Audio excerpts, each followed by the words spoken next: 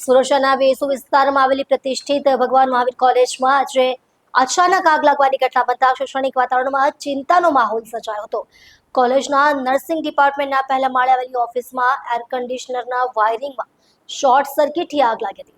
આગ લાગતા જ કેમ્પસમાં હાજર વિદ્યાર્થીઓ અને સ્ટાફમાં દોડધામ મચી ગઈ. વીજળીના તારમાં શોર્ટ સર્કિટ થતાં જ આગ વિકરાળ સ્વરૂપ ધારણ કરતા એસીનો વાયર અને બારીના પડદા સળગીને ખાખ થઈ ગયા હતા.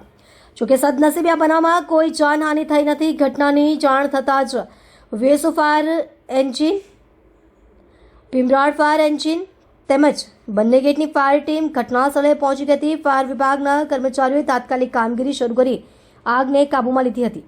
સમયસર કાર્યવાહી થતાં મોટી ઘટના ટળી હતી. ફાયર વિભાગના અધિકારીઓ જણાવ્યું હતું કે વાયરિંગમાં શોર્ટ સર્કિટના કારણે આગ લાગી હોવાનું પ્રાથમિક તારણ છે. કોલેજ સંચાલકો દ્વારા સમગ્ર મામલે વધુ તપાસ હાથ ધરવામાં આવી રહી છે.